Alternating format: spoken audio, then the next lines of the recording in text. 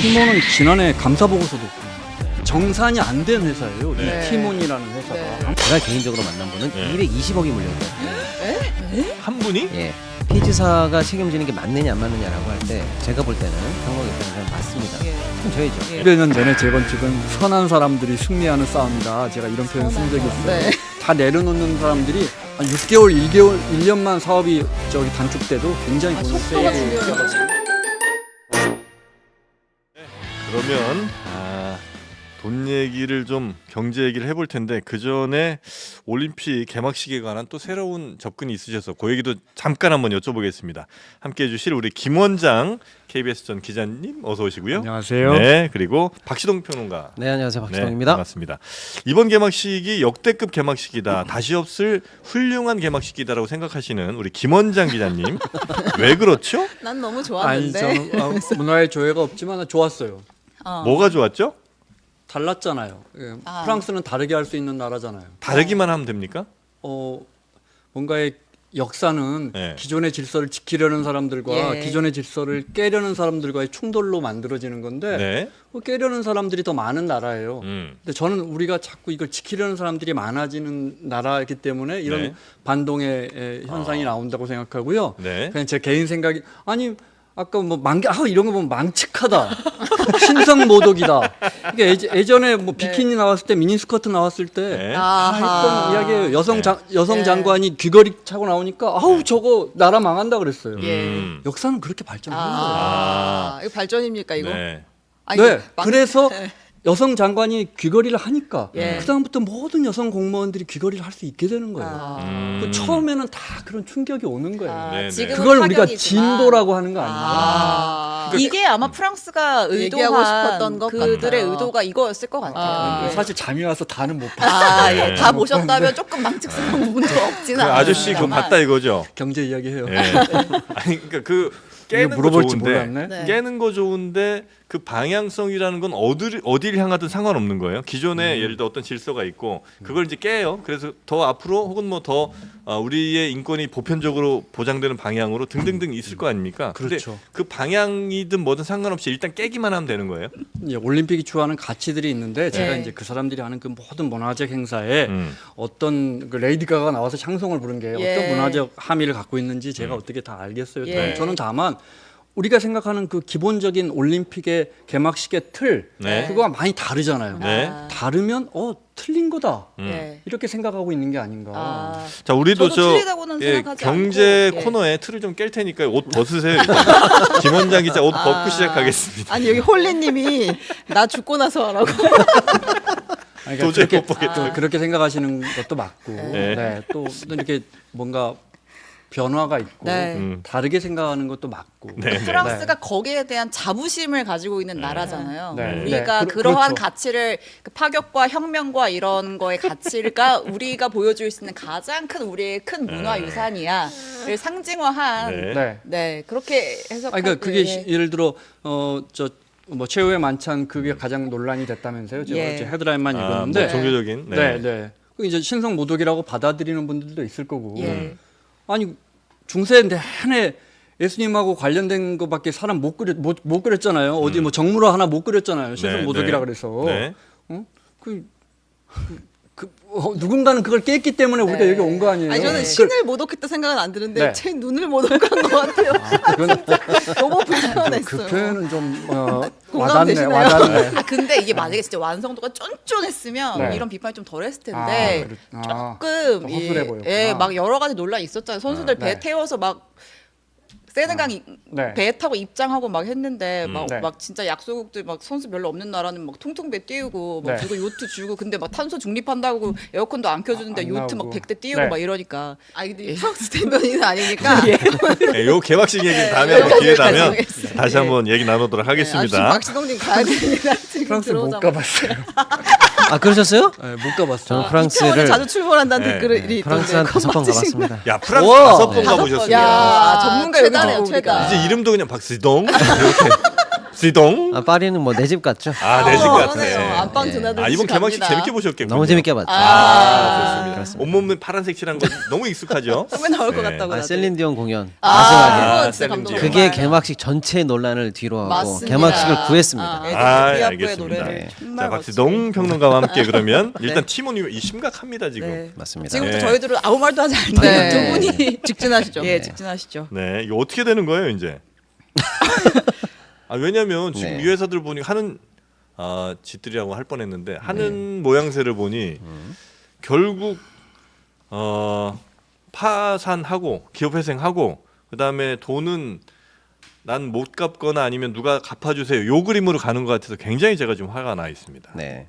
정확하십니다. 뭐 어디서 또 설명을 드려야 될까요? 사안에 뭐 개혁 이런 건너뛸까요? 건너뛰시 뭐 네. 워낙 많이 보셔가지고 다들 많이 알고 계시니까요. 그러니까 팀원 UF 예. 요 그러니까 Q10이라는 그 회사 큰 회사 거기가 이제 팀원 UF도 갖고 있는 거고 네. 여기서 지금 소비자들한테 돈은 받아놓고 물건을 넘겨주는 그 판매자들한테는 아예 돈을 못 준다거나 그렇죠. 혹은 이 소비자들한테도 환불을 못 해주는 경우들이 이제 앞으로 엄청나게 많이 생길 거 아닙니까? 네. 예, 그 상황에서 이제 어떻게 해결할 거냐? 네. 이제 요거 여러 가지 논점을 이제 다 두드려 봐야 되는데 네. 말씀 주신 것처럼 가장 최근에 나온 그 기사를 보면 일단은 기업 회생을 신청한다는 거예요. 네. 예. 그러니까 결국에는 이제 두 손 두 발 다 들었다 이렇게 봐야 되는 거고요. 회생 절차는 쉽게 말씀드리면 이거죠. 모든 채권을 동결해 주십시오. 그리고 다 좀 가져와 보십시오. 그리고 네. 모아놓고 이걸 얼마를 할인할 건지, 어떻게 유예할 건지, 네. 언제부터 이자를 뭐 감면할 건지 이런 모든 협의를 채권자들과 함께 해서 그렇게 채권단 협의가 끝나고 날 때까지 끝나고 나면 그 협의한 대로 네. 협약서대로 이제 질서 있게 기업을 다시 살려보겠다 이런 채권자들이 내용인데 누구예요 여기서? 그런 게 이제 문제죠. 보통 꺼준 사람들은 이제 이게 회사니까 회사 채권인데 지금 대금을 못 받았던 이 많은 분들도 내가 받아야 될 대금 채권들이 있을 거 아닙니까? 네. 이분들도 다 채권자로 돌려서 결국에는 할인 내지는 유예 내지는 해서 당장에 받지 못하는 상황으로 전환된다라는 게 이 가장 그 메인점인 거죠. 기업 회생으로 들어간다는 게. 예. 그러니까 이제 예를 들어 우리가 이전에 뭐 기업들을 보면 어디은행, 산업은행 뭐 이렇게 네, 해갖고 네, 네. 채권단이 있고 그들한테 갚아야 될 돈이 뭐 1,000억인데 뭐 200억으로 깎아주고 이런 게 이제 일반적인 예. 기업 회생 뭐 이런 거였는데 여기는 채권자라는 게 뭐 은행도 있는지 모르겠습니다만 대체로 물건을 보내주고 돈을 받아야 될 사람들 그렇습니다. 이런 사람들이 대체로 채권자들인 거죠. 그런 분들도 다 채권 신고를 해서 채권자가 될 수 있는 거죠. 그렇겠죠. 당연한 거죠, 그러니까. 근데 이제 그 5억 뭐 10억 이렇게 받아야 되는데 네. 그걸 이제 1억밖에 못 받는다거나 네. 이런 일들이 이제 앞으로 발생할 거죠. 그러니까 정확하게는 채권액을 가지고 네. 다 신고를 해야 돼요. 그러면 그 신고된 채권 권면액의 80%의 동의를 받아서 네. 채권자들이 합의한 안이 통과가 돼야 되는데 네. 그 안은 보나 마나 채권자들이 희생을 요구하는 거예요. 음. 이자를 깎아줘라, 원금도 깎아줘라, 네. 아니면 유예를 언제부터 2년 있다가 받아라 이런 합의안이 도출되고 그대로 통과가 될 텐데 뭐가 됐든 채권자들이 희생을 전제로 한 건데 보통의 지금 영세한 우리 자영업자들 여기 납품에 있는 업자들이 그 정도의 희생을 좀 감당할 상황이 안 되거든요. 그러면 이분들 입장에서는 아니 나는 어떤 회생안도 마음에 안 들어라고 부결시키면 어떻게 되느냐? 네. 파산으로 갑니다. 음. 그러니까 아예 지금 다 한 푼도 못 받고 끝낼래. 아, 어마어마한 손실을 감수하고 이렇게 도장 찍고 채권단 협의하는 도장 찍고 채권 기업 회생으로 갈래. 네. 이 선택지를 지금 내밀겠다는 거니까요. 이분들 입장에서는 진짜 지금 생사가 왔다 갔다 하는 영세한 그렇죠. 자영업자들 입장에서는 참으로 받아들이기 어려운 상황이다 이렇게 봐야 되겠죠. 그러면 또 공적 자금 투입 얘기가 나오지 않을 수가 없는 거 아니겠습니까? 그래서 정부는 네. 공적 자금을 투입한다는 얘기보다는 이게 기사의 맥락을 자세히 보시면은 이제 공적 유동성 지원을 하겠다 뭐 등등등 얘기를 하는데 네. 적게는 3천억에서 많게는 두 가지 기금이 있는데 합쳐가지고 한 5,600억 정도를 지원하겠다는 얘기인데 네.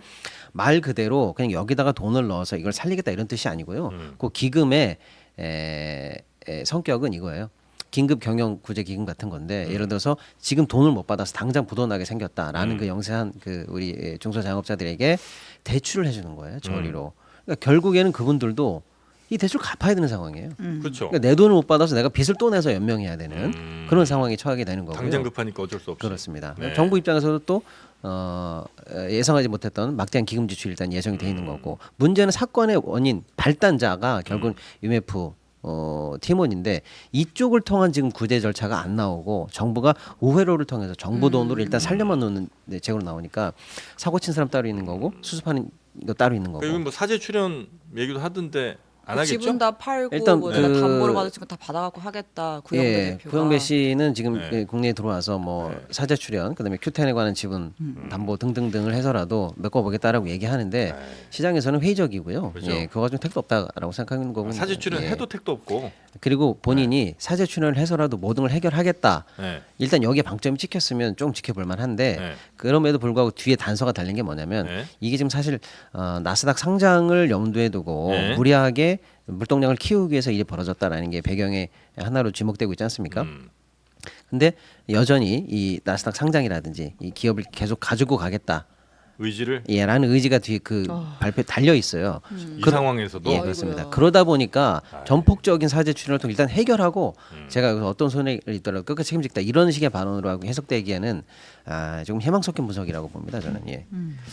그러니까 이게 엄청나게 많은 피해자를 양산하면 결국 이 사기꾼들이 아니 뭐 이 사람이 사기꾼이라는 건 아직은 아닙니다만 하여튼 이런 사람들이 다 살아나더라고요. 피해자가 많으면 많을수록 살아나는 희한한 구조. 네. 예, 원래는 이제 사기 피해자가 많으면 많을수록 더 큰 저 뭐 벌을 받는다든지 뭐 이래야 이제 제대로 된 거 아니겠습니까? 맞습니다. 근데 대체로 우리나라에서는 뭔가 피해자가 많이 발생하면 그 돈은 누군가가 대신 갚아주고 그 과정에서 엄청나게 사익을 챙긴 그 사람은 적당히 또 다른 뭐 기업 활동을 하거나 뭐 이런 경우들이 좀 제 기억이 이제 너무 좀 선택적으로만 정확한 있어서 겁니다. 그런지 몰라도 예를 하여튼 들어서 예. 이번에 정부의 5,600억 지원책이 아직 지금 검토 중인데 어떻게 어떤 방식으로 질서 있게 지원될지는 모르겠으나 했다 칠게요. 근데 이 법률 관계가 그럼 5,600억을 정부가 소상공인들에게 대출해 주는 방식이거든요. 네. 그럼 결국에는 받아낼 거잖아요. 음. 받아줘요. 근데 그 돈을 정부의 긴급자금 대출을 통해서 정부는 어쨌거나 음. 뭐 기회비용을 날리는 거고 네. 또 다른데 못 쓰는 비용 날릴 거 아닙니까? 원금이 또 덜 상환될 수도 있는 거고요. 네, 그럼 그걸 이쪽에 구상 청구할 수 있나? 법률 관계상 그게 안 된다는 거예요. 아 그것도 안 돼요? 그러니까 정프로님 말씀이 맞다는 거예요. 아 이게 뭐예요 이게? 예. 이건 뭐 어떻게 우리 김원장 기자께서는 담담하게 보고 계신 것 같습니다. 아 근데 그 결제 대금이 있잖아요. 네. 이제 소비자들이 예. 결제한 대금 그게 월에 한 최대 1조 정도 된다고 하는데 월에 1조? 예, 그 돈은 뭐 어디를 어디다 갖다 쓴 거예요? 그래 맞아. 그게 지금 가장 큰 이 사태의 미스테리인데요. 예. 생각해 보시면 월에 1조라고 해볼게요. 그럼 뭐 두 달이면 2조죠 예를 예. 들어서. 그럼 1조가 여기 쌓여 있는 거잖아요. 네. 자 소비자가 1조를 계산했어요. 네. 여기 1조가 들어 있어요. 그럼 원래 이 1조를 그대로 판매자에게 줘야 되잖아요. 셀러들에게 줘야 되는데 여기는 지금 60일 최대 60일까지 결제가 지연되는 시스템이잖아요. 네. 두 달 후 안에만 예, 예. 네, 주면 되는 거죠. 예. 그러면 어쨌든 간에 1조 내외는 늘 쌓여 있는 상황인데 네. 이 돈이 지금 없기 때문에 채무 불이행 내지는 지금 유동성 위기가 온 거거든요. 네. 아무리 분석을 해봐도 음. 답이 없어요. 그래서 시중에서 이제 물론 추정하기로는 최근 그래서 이제 사태 배후에 들어가면 결국에 나스닥을 상장하려고 하는 게 네, 이게 네, 꿈 네, 아니었습니까? 네. 근데 뭘 상장하려고 했냐면 자기가 세운 이커머스 업체인 Q10을 상장하려고 봤더니 요즘 Q10뿐만 아니라 모든 이커머스 중에서 잘 되는 데가 없거든요. 네. 그러니까 당연히 적자 업체고 하니까 상장이 안 되죠. 그러니까 Q10을 직상장하려고 하는 전략을 바꿔서 Q10 밑에 있는 자회사 Q익스프레스라고 해서 물류 회사를 만듭니다. 네. 그래서 그 물류 회사는 물동량만 받으면 일단 흑자 아니에요. 그렇죠. 예, 그래서 일단은 Q10의 물동량도 받고 그래서 이 Q10이 적자인 네. 한국에 있는 위메프, 뭐 티몬 등등등 업체를 삽니다. 네. 그래서 그 회사들이 수많은 그 적자에도 상관없이 어쨌거나 발생하는 물동량을 Q10으로 몰아서 Q익스프레스로 몰아서 그렇죠. Q익스프레스에 네. 그야말로 이제 재물을 좋게 재물을 만들고. 좋게 해서 상장하려고 한다고 였죠. 보고 있는 거고 네. 그 충분한 물동량을 확보하기 위해서 그 회사가 이커머스 회사가 적자인 것과 상관없이 물동량만 나오면 사는 게 중요하다 이런 아. 전략을 세운 거예요. 그래서 최근에 샀던 미국의 이커머스 업체인 위시가 네. 2,300억 주고 샀는데 다른 회사들을 살 때는 주식 교환도 하고요. 특약이 좀 걸려서 직매입 현찰이 들어가지 않은 경우도 좀 있고요. 싸게 네, 산 것도 네, 있는데 여기는 주식 교환 없이 현찰이 다 들어간 걸로 지금 보여요.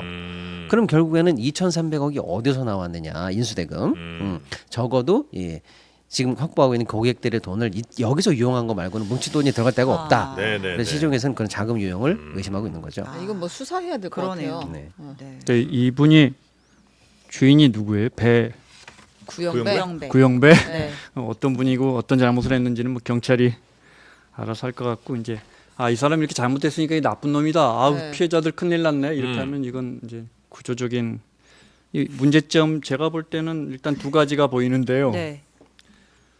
이렇게 큰 이커머스 회사들이 구멍가게 다니고 한 달에 거의 뭐 이 회사 저 회사에서 1조 원씩 들어오면 네. 고객이 낸 돈 결제한 금액이 있을 거 아니에요. 네. 그럼 그거 따로 보관해야죠. 아니면 네, 네. 에스크로 계좌에 맡겨서 네. 제 3자한테 갖고 있어. 내가 안 쓰게. 내가 이게 돈만 있으면 쓰는 습관이 있어서 이렇게 맡겨놓고 셀러한테 줘야지. 네. 아니면 그 금고를 보따리를 따로 해야죠. 네. 그죠? 이건 너무나 예를 들어 증권사가 고객들이 맡긴 예탁금이 있다. 증권사 자기 돈하고 합쳐가지고 한 보따리에서 쓰면 그 돈으로 아파트도 사고 뭐 이러면 안 되는 거잖아요. 네, 뭐 네, 네. 자본시장에서 너무나 기본적인 원칙이 안 지켜지고 있다. 내가 찾아보니까 법이 없더만요. 법이 없어요. 네. 이걸 관리하는 이게 법이 말이 안 되고 네. 그다음에 2달 걸려서 근데 네. 제가 볼 때는 2달도 더 걸렸을 것 같아요. 한 달치 묶어서 월말에 세금 계산서 떼주고 2달 걸렸으니까 길게는 90일까지 걸렸다는 소리잖아요. 네. 그러면 이제 제가 이 물건을 판 셀러였다면 이거 길게는 2-3달 지나서 돈 예, 받는 거 받는 아니에요. 거죠. 네. 그 차익 지금 박신영 평론가께서 말씀하신 그 1조 원을 어디다가 썼는지는 경찰이 알아서 할 일이고 네. 그 돈을 굴리는 그 수익 그렇죠. 1조 원을 갖고 2-3달 걸리면 예. 그것도 네. 돈이 어마어마할 아니 거 아닙니까? 1조 3%만 잡으면 300억 아니에요. 그죠? 예. 그 돈을 도대체 어떻게 굴렸나? 우리가 지금 이게 문제가 터져서 따지고 있지만 사실 이것도 불법이 아니란 말이에요. 그러니까 이런 건 이제 제도 정비를 해야 아. 이런 일이 안 일어나고 이 셀러 입장에서는 셀러는 물건을 어디서 사와서 팔아야 되잖아요. 네. 근데 그럼 뭐 자기가 그 정도 돈은 저 갖고 와서 장사를 해야지 하지만 시중은행이 그러니까 선결제해라고 이 셀러들에게 빌려준 돈이 지난해 1조 3천억 원인가 되더라고요. 6%씩. 네. 그러니까 이게 사실 이게 파는 분들도 넉넉하지 않아서 돈 빌려서 하고 있는데 맞습니다. 이런 거대한 플랫폼 회사들은 1조 원씩 가지고 어디다 썼는지도 모르고 네. 그 보따리도 이렇게 구별하지 않고 있다가 제가 볼 때는 평론가님 말씀하신 것처럼 이제 딴 데다 쓴 것 같아요. 그죠? 네, 네. 그리고 이제 와서는 이제 줄 돈이 없네요. 어떡하지? 기업 회생 절차라는 기사 보고 저는 아주 이 사람 좀 나쁜 사람이다 사람이죠. 이런 네. 생각 들었어요. 이게 어떻게 회생 절차 대상이 됩니까? 그러니까요. 회생 절차라는 건 법원이나 채권자 은행에게 내가 이렇게 열심히 해서 돈을 갚아보겠습니다라는 설득을 하는 과정인데 네. 이 사람 돈 다 쓰고 어떻게 이게 설득이 됩니까? 인수하지 않은 이상 제가 볼 땐 파산입니다. 그 다음에 사재 출연이라고 말씀하셨는데 이 사람 기업 돈 내가 볼 땐 돈 없어요. 돈 예. 있으면 진짜 문제지. 지금까지 기업들을 다 돈으로 안 사고 자기 지분으로 샀는데 이렇게 회사들이 다 이렇게 부채만 뭐 수천억씩 있는 네. 팀원은 지난해 감사 보고서도 없더만요. 네. 그러니까 이게 그러니까 정산이 안 된 회사예요. 네. 이 티몬이라는 회사가 네. 아무리 기업 상장이 안 된 회사라지만 이 세상에 이게 동네 식당도 지난해 결산을 하는데 네. 이렇게 큰 회사가 지난해 회계 결산이 안 된 이런 회사인데 못한 거죠, 뭐, 그죠? 그렇죠. 네. 적자가 너무 심하니까 네. 못한 거죠. 이건 뭐 감사 숫자- 보고서가 안 나오는 거예요. 그렇죠. 회계법인에서. 예, 예, 예. 근데 이제 이런 사람이 이제 기업들 계속 인수하는 건 어떻게 했을까요? 지분으로 했을 거 아니에요. 근데 그 기업 가치가 사그러지면 이분이 갖고 있는 지분도 값어치가 없어지겠죠. 네. 근데 이분 사재 없어요. 있어요. 돈은 있는 것 같아요. 왜냐면 예전에 이 네. 사람이 G마켓 예. 네, 설립자잖아요. 네. 이 양반이 그 G마켓을 어디 이베이에 팔 때 그때 엄청 받았거든요. 제가 알기론 네. 인터파크의 이분이 대표이사였고 네. 혁신적으로 해서 G마켓을 만들어서 이베이에 팔았지만 예. 이분은 사장이었기 때문에 네. 그때 뭐 성과금을 받았는지는 모르겠지만 지분 받은 건 없어요. 제가 알기로는 800억쯤에서 900억 사이로 아마 받은 걸로 알고 있습니다. 요건 한번 제가 뭐 네. 해볼 텐데 만약에 G마켓을 그렇게 만들어 갖고 뉴욕 나스닥 상장하고 그다음에 이분은 그때 당시 월급쟁이였거든요. 팔았을 때 그 정도 돈을 안 받았을 가능성 은 매우 없을 것 같은데. 뭐 성과금으로 받았다면 네, 하여튼 뭐 그거는 뭐 저희가 뭐 저희가 할 건 아닙니다만 알아서 한번 좀 찾아보시고요. 근데 아까 그 뭐 근데 이제, 판매자들 막 그 막 여행사나 이런 데서는 이제 나라에서 소상공인 뭐 이런 거 해가지고 준다고 했는데 그 예를 들면 물건 말고 상품권 같은 거 산 소비자들이 있잖아요. 이제 이분들도 환불을 지금 받겠다고 네. 막 지금 막 본사 찾아가가지고 뭐 막 물리적 충돌까지 생기고 이런 상황인데 환불 받을 수 있는 방법은 그러면 없는 거예요. 지금 아무튼 뭐 주신 말씀과 묶어서 설명드리면요. 예. 이 사태 터진 부분에 있어서 조금 더 아까 김 기자님 말씀에 제가 좀 더 하려면 예. 이게 사실은 그 법이 없는 게 맞아요. 법이 없는데 네. 무슨 법이 없냐면 고객이나 셀러에게 줘야 될 돈을 별도로 관리해야 되고 그건 어차피 남의 돈 아닙니까? 네네. 예, 그러니까 쉽게 말하면 딴 주머니를 정확하게 만들어 놔야 된다라는 네. 법이 없었던 거예요. 그런데 법이 없다 치더라도 그 남의 돈이에요. 음. 그러니까 그 남의 돈을 잠시 보관했다가 줘야 된다는 논리가 성립하는 순간 보관자 지위가 생기거든요. 그럼 거기에 손을 대면 일반 형법상으로 횡령이 된다라고 지금 일단 피해자들이 주장을 하고 고발을 하기 시작했어요. 네. 그러니까 당연히 법적인 문제가 클리어하지는 않을 거예요. 여쪽도 분명히 책임이 따를 것 예, 거긴 예. 합니다. 근데 이제 문제는 지금 있는 이 매우 부족한 이 법령 내에서라도 네. 그거라도 똑바로 했는지 저는 감독 당국에게 한번 또 책임을 묻고 싶어요. 왜냐하면 이 사태에 대해서 강 건너 불구경이에요 지금. 예를 들어서 이게 지금 본격적으로 터진 게 한 일주일 됐는데 그 직전에 나왔던 기사에서 정부 인터뷰 한번 보시면요. 예를 들어서 그 감독원 측이 얘기하니까 뭐 강건호 불구경 얘기했고 공정위 측이 얘기했더니 뭐 엄밀하게 보면은 결제대금 떼인 거니까 사적으로 해결해야 될 문제 아니냐라는 식의 인터뷰가 실제로 나와요. 이게 큰 사태가 터지기 불과 하루 이틀 전이었는데요. 목소리에 조금 분노를 좀 담아주시면 더 담을까요? 네. 좀 약간 구형배 편 같은 느낌이거든요. 아니요.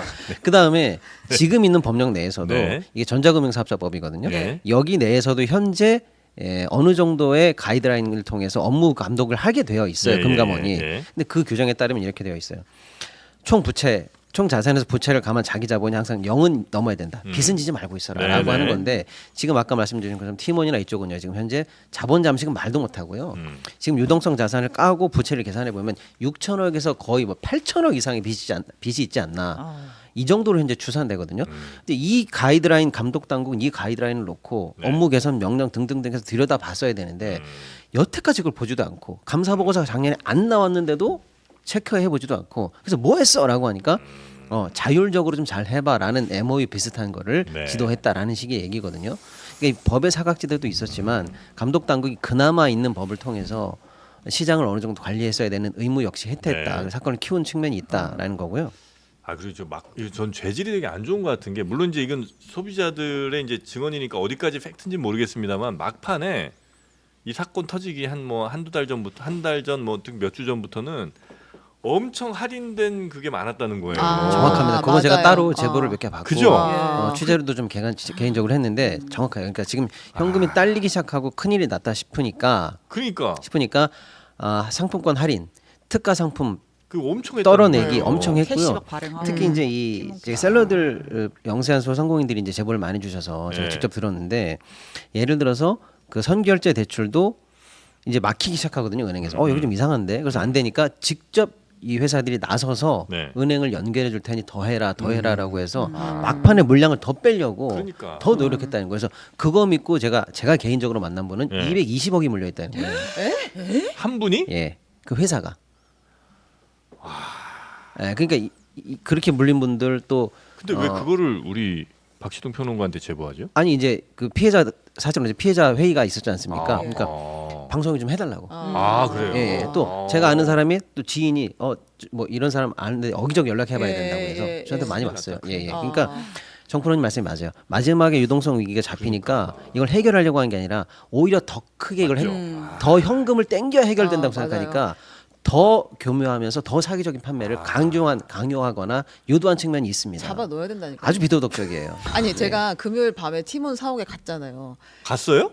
제가 그거- 철야 예. 당번이었잖아요. 그래가지고 제가 밤을 거기서 계속 있었어요. 팀원에 있는 아, 피해자들과 그래요? 함께 그 사고가 있었는데 오. 진짜 거기 만약에 여긴 팀원 대표도 바라지 않아요. 여기 소비자들은 구형배가 오면 당장 지금 사거리에서 태용을 할 기세였어요. 오. 정말 분위기가 험악했었거든요. 예, 예, 예. 근데 이제 제가 여기서 보니까 뭐 개인적으로 상품을 결제, 예를 들면 뭐 가족 여행 가려고 뭐 한 800만 원을 부모님과 같이 가려고 1000만 원을 결제해서 못 가. 근데 이런 사람들은 그냥 1단계 피해자인 거고 보니까 이제 매달 상품권을 막 1000만 원 단위로 2000만 원 단위로 생활비로 쓰려고 사는 사람들이 있는 거예요. 상품권을? 예를 들면 이게 뭐 마트 상품권, 해피머니 상품권, 뭐 티몬캐시 이런 것들을 계속 이제 결제해서 그게 할인해서 살 수 있으니까 아, 그래요? 생활비를 좀 아껴보겠다 하는 사람들이 그거를 사가지고 예를 들면 다른 페이로 바꿔서 다른 데서 또 쓰고 몇 번에 이제 이걸 하는 사람들이 있더라고요. 근데 이제 그 사람들 것도 지금 보니까 다 돈은 내놨는데 상품권을 쓸 수 없는 결제가 막힌 상황이 됐고 그리고 티몬이 이제 올해 초부터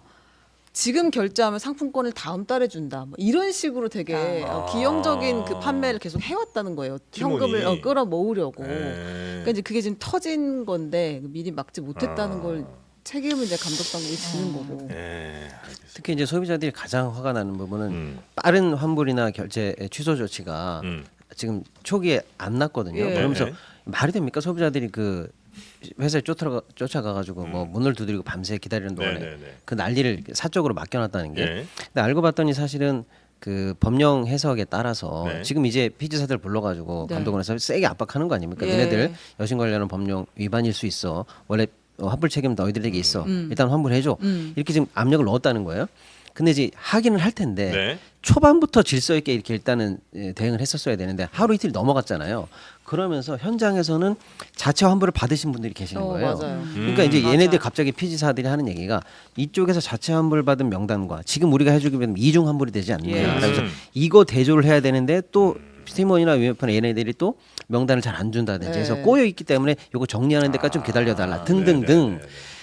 사건이 터졌을 난장판이네. 때 후속 조치까지도 질서 있게 못하면서 오히려 혼선을 키워갔다. 네, 관계된 네, 네. 모든 당국과 업체뿐만 아니라. 예, 예. 알겠습니다. 아 근데 피지사는 뭔 죄예요 그러면? 못 받을 걸 알고 환불을 해줘야 되는 거잖아요. 그렇죠. 네. 그러니까 이제 여기서부터 사실은 이제 좀 이제 어려운 얘기로 들어가는데 피지사가 책임지는 게 맞느냐 안 맞느냐라고 할 때 제가 볼 때는 평론가 입장에서는 맞습니다. 예. 책임져야죠. 예. 예. 왜냐하면 그 결제 부담에 대한 리스크를 감당하고 수수료 장사를 하는 거거든요. 네, 네. 그리고 근데 이제 과도하게 피지사가 좀 책임지는 부분은 있어요. 그래서 제가 볼 때는 일단 소비자 환불은 책임지고 하고요. 나머지 부분은 신용카드사하고의 약간 위험 분담은 조정을 좀 해야 될 것 같기도 합니다. 네네. 자, 그리고 오늘 또 하나 이슈가 이게 요 문제는 어쨌든 저희가 거의 모든 언론사 중에 가장 먼저 포착을 하고 네, 가장 먼저 진짜. 공론화시킨 네. 우리 또 책임과 영광이 좀 있습니다. 예, 그렇기 네. 때문에 저희가 준 특종입니까? 어쩌다 보니까 그렇게 됐어요. 예, 뜻하지 않게 그런 일들이 좀 있는데 저희가 그래서 하여튼 요거는 저희가 계속해서 앞으로 살펴보도록 하겠고 네. 재건축 관련해서 우리 김 원장 기자께서 중요한 내용을 또 오늘 중요한 거 아니에요. 좀 어떡하지? 포장 좀 해요. 원고를 또 아니 따뜻하게 근데 보내주셨어요. 박시동 평론가가 1시 10분에 10분까지 가셔야 된다 그래서 제 네. 마음이 너무 급해요. 아니 그러면 아, 조용히 괜찮습니다. 나가시는 걸로 합니다. 예. 네. 저는 5시까지 때문에 저 6시 저녁 약속이라 저도 1시 15분에 나가야 되거든요. 질문하세요. 네. 아니, 아니 그래서 재건축 관련해서 네. 궁금한 거 있으면 네. 물어보세요. 아니 네. 원고대로 한번 가볼까 싶어요. 재건축이 지금 네. 뭐 관심 안 많잖아요. 된다면 안 된다면서요. 안 되는 건 알고 있었잖아요. 네. 그렇죠. 네, 또 구체적인 질문을 하세요. 아, 그래요? 재건축 얼마씩 해요 요즘에? 아니 그 아파트마다 다르다. 네, 오늘 3개 자, 주공 우리 5단지가 빨리 하고 건설사가 마무리하죠. 계약 해지를 했다. 왜 그런 건가요? 그거는 이제 상계주공 5단지 이야기 많이 나와서 네. 지금 뭐 이제 간단히 설명드리면 우리가 그건 알잖아요. 이제 여기까지 요만큼 한 영종률 200%까지 지을 수 있는데 네. 이 아파트가 지금 영종률 200%다. 그러면 이게 자기 돈 내고 재건축해야 되잖아요. 네. 그래서 요만큼 이제 서울시가 올려주고 이제 단지마다 이제 선별적으로 하지만 근데 이제 이 상계주공 5단지 같은 데는 영종률이 되게 작아서 낮아서 한 네. 90%인가밖에 안 돼요. 그러니까 한 300%까지 올려주니까 이게 쉽게 이해하시려면 3배잖아요. 네. 그러니까 이게 내 돈 내고 재건축한다면 용적률을 3배 올려주면 30평짜리 내 아파트를 90평짜리 받는다. 새 걸로 이렇게 이해하시면 쉬워요. 근데 그렇게 네. 받는 사람은 없겠죠. 현금 정산하거나 예. 또 건축비 떼야 되니까.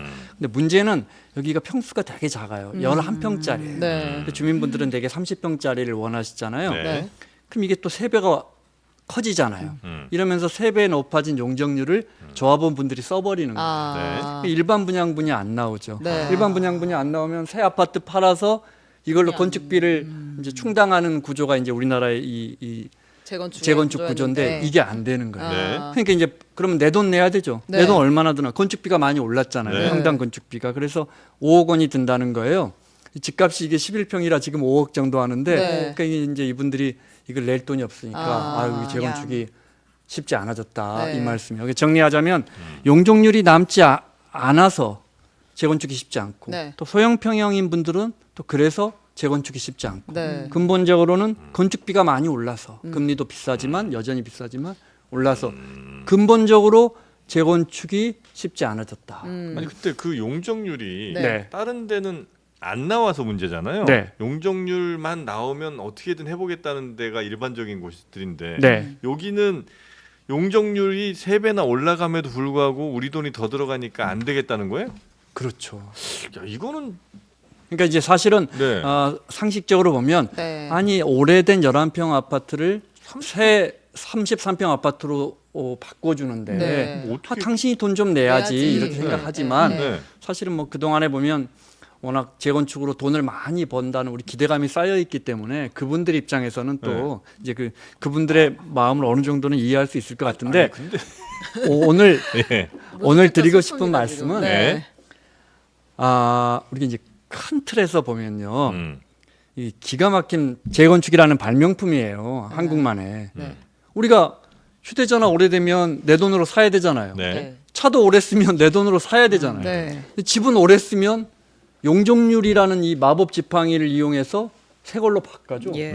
심지어 용적률이 많이 남은 데는 뭐 새 아파트 주면서 현금 청산해서 현금도 또 일부 돌려받는 네, 일부지만 1+1 갑니다. 그런 네. 그런 단지까지 네. 있었잖아요. 네. 그걸 우리가 20-30년 동안 이 절대 나쁜 거 아니에요. 그래서 우리 오래된 아파트를 아주 멋지게 새로 높게 올렸잖아요. 네. 주택 공급도 늘렸고. 네. 문제는 이제 그 용적률을 다 써가고 있는 거예요. 그러니까 이제 사업 될 만한 아파트들은 다 다 있고. 옛날에 네. 5층짜리 뭐 이렇게 낮은 맞아요. 주공 아파트는 다 네. 재건축하고 이제 뭐 음마 아파트처럼 꽉꽉 1대1 재건축이라 그래요. 네. 이제 이 용적률이 한 200% 되는데 그걸 서울시가 원래 옛날에는 한 230까지밖에 안 해줘서 사실상 더 올릴 일반 분양할 아파트가 없는 네. 그런 아파트들만 자꾸 남는 거예요. 서울시가 지금 30년 넘겨서 재건축 연한이 찬 한 470여 단지를 확인해 봤더니 네. 34%가 용적률이 200% 이상이라는 거예요. 네. 쉽게 말해서 지금은 정부가 용적률도 자치단체가 막 조금씩 올려주고 있지만 예전에 용적률 200% 이상 나온다 그러면 네. 거기는 어려워 아. 다 이랬었거든요. 그러니까 앞으로 정말 구조적으로 하기 어려워졌다. 네. 바꿔 말하면 이제 내 오래된 아파트는 내 돈 내고 재건축해야 한다. 네. 전 세계에 이런 나라가 없었는데 네. 우리도 이제 이렇게 해야 한다는 거죠. 근데 상계주공이 840세대밖에 안 되잖아요. 네, 네. 이걸 뭐 900세대로 늘린다고 하니까 당연히 이런데 그래서 말고 주변에 있는 단지들이랑 묶어가지고 네. 대단지 개발을 해버리면 네. 훨씬 낫지 않아요? 도로가 좀 빠지고 이렇게. 네, 정부가 이제 정부나 자치단체가 이런 아파트들이 그래 그러면 사업성이 안 나오니까 계속 쓰러질 때까지 살세요 이럴 수는 없잖아요. 정부가 뭐 좀 해줘야 되잖아요. 그래서 네. 이제 용적률도 올려주고 특히 노원구에 오래되고 용적률 많이 써버린 아파트가 많은데 예. 노원구의 아파트들이 지금 이제 30살이 돼가요. 네. 이제 서울시하고 노원구가 여기 이제 정부구역 지정해가지고 여기 이제 뭐 상업시설, 문화시설 뭐 이런 거 업무시설 그러니까 쇼핑몰 같은 거 네. 10%만 넣으면 여기 용적률도 400까지 올려주고 높게 지고 네, 네. 60층까지도 허용할게 네. 이렇게 하는 거예요. 네. 근데 이것도 다 해줄 수 없잖아요. 사실 일부만 가능한 거잖아요. 네. 빠진 데는 왜 우리는 안 해줘? 아. 이제 네. 이 문제가 생기고 네. 이게 또 사업 이렇게 하면 쉽게 될까? 건축비가 워낙 많이 올렸고 이게 30층에서 60층 올라가면 또 건축비가 껑충 뛰어요. 네. 이 돈도 결국 주민들이 내야 돼요. 그렇죠. 그러니까 제가 계속 말씀드리는 건 네. 이게 쉽지 않아요. 서울시가 이런 거 막 당근을 이만큼 줘도 네. 이게 쉽지 않아졌어요. 재건축 문제에 대해서 저도 이제 몇 말씀 드리면 네. 사실 아까 나온 말씀 중에서 이제 쉽지 않아졌다라고 하시면서 공사비도 많이 올라, 뭐 용적률도 이제 거의 다 한계에 와 있어, 제재비도 많이 올라 지금 얘기 하시잖아요. 근데 우리가 강구하고 있는 게 그럼 건설사 마진은 줄었나? 여긴 안 줄었어요. 건설사 마진. 그렇습니다. 네. 그러니까 우리가 이제 분담금도 늘어나고 하는데 사실은 다 어쨌거나 일반 소비자나 우리 주민들 부담은 네. 계속 늘어나고 있는데 그 네. 와중에 우리가 놓치고 있는 부분이 있다. 건설사들은 이 와중에도 돈을 예, 벌고 마진을 있다. 가지고 있다라는 계속해서. 거를 꼭 한번 지금 짚어야 됩니다. 그러니까 공사비 올라서 그래, 국제적으로 유통망이 그래서 그래, 당연한 거야 고물가니까 그런 건 아니다. 우리도 들여다볼 분이 근데 있다라는 마진을 거고요. 우리가 줄일 수는 없잖아요. 아니죠. 사회적으로 예를 들면 그 고금리라서 은행이 이자가 높아. 그럼 은행이 뭐 5조씩 10조씩 이렇게 예대 마진 가지고 장사하는 거 내버려두면 됩니까? 경제 정의 입장에서 그런 부분을 봐야 된다는 거예요. 그다음에 또 하나는 이제 그 단순히 아까 말씀하신 거 그럼 아파트 하나를 주위에 있는 것까지 재건축하지 말고 재개발을 해버려. 묶으면 그냥 되잖아요. 큰 통합 걸로. 개발이요. 네. 근데 그것도 사실은 노후도가 묶인 지역이 50% 이상이 나와야 돼요. 네. 그러니까 잘못 묶으면 또 사업성이 확 떨어지고 네. 그 50%를 못 채우는 경우도 있고 그걸 묶은 데 내에서도 또 동의를 또 받아야 되니까 네. 그렇게 그러면 내가 묶었으니까 여기 다 집 팔아 그러면 나는 싫은데 이런 부분이 있죠, 있죠. 네, 그런 게 어려운 부분이 좀 있고요. 또 하나 는 일단 우리가 재건축 재개발 신화에서 조금 벗어나야 되는 게 뭐냐면 네. 이제 시장성 말고요. 정부 얘기하는 거예요. 지금 서울시나 정부 대책은 무조건 풀어줄 테니까 빨리 지어 네. 이런 쪽으로 지금 대규모 완화 쪽으로 가고 있는데 네. 5층짜리가 이렇게 갑자기 높은 빌딩으로 되면 거기 들어가시는 분들은 어쨌거나 갑자기 내 집이 새 집이 됐고 좋은 집이 됐으니까 좋을 네. 것 같지만 네. 도시 전체의 기능을 봐야 됩니다. 예를 그런 부분 지금 논의가 안 되고 있어요. 예를 들어서 우리 도시는 이미 여러분들 잘 모르실 수도 있는데 보통 분들은 인구 할당이 먼저 돼요. 도시를 만들 때 여기는 얼마나 그렇죠. 할 거야? 몇 만짜리 네. 도시다? 몇만 네. 이게 딱 잡아야 있어요. 그래서 네. 그게 뚫리기 시작해야 되는데 그걸 안 뚫고 지금 하고 있거든요. 그럼 결국에는 처음부터 몇만이 살도록 되어 있는 도시. 그래서 그 안에 하수구, 그 밑에 있는 공동구, 전기 이런 시설이 지하에 엄청 많거든요. 네. 그 다음에 우리가 눈에 보이는 거 하다못해 학교, 공원, 뭐 인프라 같은 도로 게 이런 있죠. 것들이 다 예. 거기에 맞춰져 있어요. 예. 근데 그건 다 그대로고 정부는 이걸 확대하는 데 돈을 쓰지 않아요.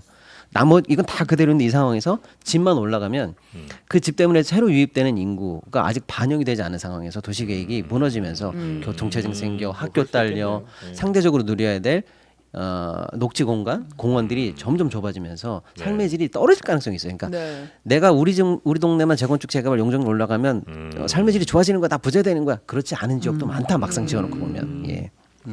그래서 이제 그걸 해결할 수 있는 게 말씀하신 것처럼 좀 규모를 크게 해서 이 단지 저 단지 좀 손잡고 와서 합의해서 오면은 정부가 인센티브로 용적률도 높여주고 공원 용지도 따로 주고 임대 아파트 이렇게 주고 통합 개발하면 도시 계획이 조금 그래도 좀 나아질 거 아니에요. 네. 그죠? 여기 진입로 한꺼번에 뚫고 여기 교외 용지 하나 만들어 줄게 네, 네. 이렇게 되는데 재건축이 사실은 용적률 싸움 같지만 제가 현장에서 보면 이게 욕심 때문에 안 돼요. 또 인간의 탐욕이 나옵니다. 요 단지 때문에 안 되고 저 단지 이제 지분 평가 나오잖아요. 네. 그럼 아니 저 아파트 12억 지분 평가 나왔는데 네, 우리 네. 아파트가 11억이라고 우리는 비교해서 지는 건 용납 못하는 민족이에요. 그래서 옛날에 이게 또안 돼. 구현대랑 신현대가 네. 같이 개발하려다가 구현대 이분들은 우리가 또- 저 애들이랑 같이 한다고 이래가지고 안 됐어요. 그러니까 여의도는 심지어 KBS 앞에 있는 K 아파트는 1, 2동 따로 재건축해요. 저 동별만 아니고 옆집 아저씨하고 할아버지하고도 의견이 안 맞아. 할아버지는 뭐 나 죽기 전에는 안 될 텐데 난 도장 안 찍을 이게 그래서 통합 재건축이 쉽지는 않고. 근데 제가 이 말에 너무 네. 근데 진짜 이 말에 공감하면서 그 시장 차원에서 드리는 말씀은 재건축은 속도전입니다. 포기하고 가야 돼요. 그러니까 내가 여기서 5억을 더 내라고 할 수 없어. 이렇게 하는 게 아니라 다 포기하고 빨리 지은 다음에 그 집에서 인프라 누릴 걸 누리고 상승분을 가지고 다른 데로 가는 거지. 여기서 내가 나 죽을 때까지 이거 계속 산다. 이렇게 생각하면은 재건축 영원히 못 하는 거예요. 그래서 제가 10여 년 전에 재건축은 선한 사람들이 승리하는 싸움이다. 제가 이런 표현 쓴 선한 적이 사람, 있어요. 네. 다 내려놓는 사람들이 말씀하신 것처럼 그래요? 한 6개월, 1개월, 1년만 사업이 저기 단축돼도 굉장히 돈을 속도가 세게 중요해요. 하거든요. 착한 사람들 사이에 버티는 혹은 뭐 욕심 부리는 사람이 결국은 또 돈 많이 가져가는 거 아니에요? 그러니까 그런 느낌이 그 말도, 아니고요. 네. 사업을 끌고 가야 된다고요. 네. 이게 지금 우리가 막 이견이 있어요. 서울시장 하세요. 6개월에서 1년이 늦어져요. 그러면 공사비가 또 올라갑니다. 그러니까 그거를 그렇겠지. 빨리 끝내는 게 더 싼 근데 이제 거예요. 정 프로 말씀처럼 네. 예를 들어 잠실주공 5단지처럼 우리 서울시가 이거 이렇게 해서 50층까지 우리 안 받을래. 55층까지 우리 안 받을래. 결국 70층 이겨냈잖아요. 네, 그다음에 네. 종상향해가지고 준주거로 해가지고 네. 용적률이 잠실 5단지가 4천 가구에서 6,400 가구 돼요. 그러니까 일반 분양이 얼마나 많아요. 예. 그러니까 거기 용적률도 되게 낮은데 아. 이걸 거의 한 150 될 거예요. 지금 용적률이. 그러니까 키가 150 되는데 지금 400까지 올려준다 그러니까 이 아파트가 지금 얼마나 돈을 많이 미쳐 정할 벌겠어요. 것 그죠? 같아요. 그러니까 너무 버티면 높아서. 이긴다는 말도 네. 맞아요. 그래서 제가 오늘 꼭 드리고 싶은 말씀은 네. 이것 때문에 제가 이 주제를 꼽았는데 네. 재건축이 안 되니까 정부가 선별적으로 여기저기 인센티브로 용적률을 주고 있어요. 기부 체납도 과거만큼보다 이제 덜 네. 더 받아야 뽑아내게끔. 되는데. 네. 그런데 네. 체납해야 되는데. 그렇게 자꾸 서울에 눈에 띄는 아파트, 네. 이름난 아파트, 네. 가구 수가 많은 아파트에 혜택을 줘야죠. 그 보고만 있을 수는 없으니까. 네. 그러면 눈에 띄지 않은 아파트, 수도권에 있는 아파트, 청주에 있는 아파트, 전주에 있는 아파트에는 누가 살아요 앞으로? 경제활동 인구는 줄고 있는데 예를 들어 잠실 주공 5단지에 6,400가구가 들어서면 지금 4,000가구인데 말씀하신 것처럼 도시 인프라도 부족하겠죠. 저는 그건 두 번째 문제라고 봐요. 멋지게 짓겠죠. 다 잘 분양될 거예요. 조합원들에게 많은 혜택이 돌아갈 거고 도시는 멋져질 거예요. 잠실은 더 멋져질 거예요. 그죠? 6,400가구면 거의 웬만한 군 단위예요. 2, 3만 명 주민이 한 단지에 사니까 거의 구례군 정도의 인구가 한 아파트 단지에 살아요. 네. 거기에 2,400가구는 새로운 사람들이에요. 이 사람은 분당에서도 오고 주변 동네에서도 오고 어디 성남에서도 왔겠죠. 예. 거긴 누가 살아요? 이 형평성 문제는 어떻게 할 것이냐. 두 번째로 용적률은 돈이에요.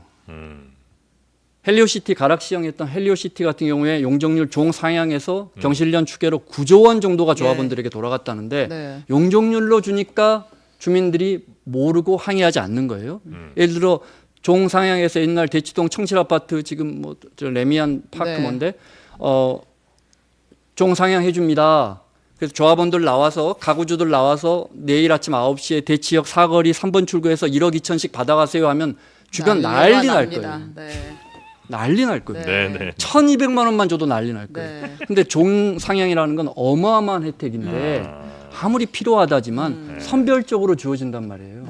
그 형평성은 어떻게 할 것이냐. 이 문제도 한번 네. 생각을 해봐야 되는 거예요. 알겠습니다. 그럼 저도 이제 최 기자님께서 아까 하려면 빨리 해야 돼 이렇게 말씀하셨잖아요. 네. 속도전이야. 네, 일단은 한다고 전제해놓고 그다음에 내일부터 공사 합시다 이렇게 삽 뜬다고 날짜도 잡아놓고 이랬을 때는 빨리 하는 게 맞아요.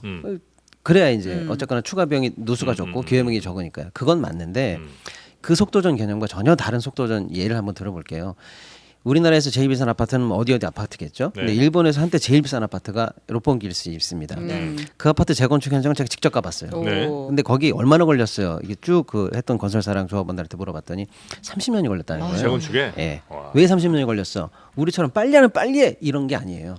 우린 예를 들어 조합 설립하는데 뭐 추진이 하는데 50, 조합은 75%. 그럼 나머지 25%에게는 묻지도 않고 방망이 치고 빨리 해야지. 왜 이렇게 방해하는 거야? 이렇게 되거든요. 그렇지가 않아요. 근데 예를 들어서 아까 말씀하신 것처럼 나는 내죽기 전에 안 돼. 그럼 뭘 원하세요? 그럼 나 이게 여기서 나오는 월세가 내 노후소득인데 그렇죠. 네. 나 어떡할 거야? 그러니까 그런 분들은 세대 구벌해서 출입문이 2개짜리를 설계해주고 어떻게 하면 돈이 하시겠습니까? 네. 나 농사 짓고 싶은데 그럼 테라스에다가 논을 만들어줘요.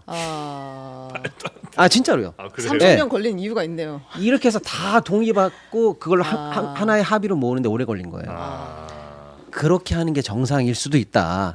그러니까 우리가 거기 이 도시 재생한다고 해서 아자부주변까지 껴가지고 엄청 크게 하면서 예쁘고 녹지막 그렇습니다. 퀄리티 높게 심지어 했어요, 그래서 사실. 밑에 그 동네는. 지하도로가 아니지만 실제로 도로를 방해하지 않게 해서 올펀드기스가 떠 있어요. 네. 밑에는 차도가 지나다녀요. 네. 아, 그래요? 예, 공적인 기능도 훼손하지 않아야 되니까. 그러니까 우리가 말하는 속도전도 사실 틀을 바꿔보면 전혀 다른 속도의 네. 세계가 그 또 얘기를 있다. 목동이랑 예. 상계동 가서 하실 수 있겠어요?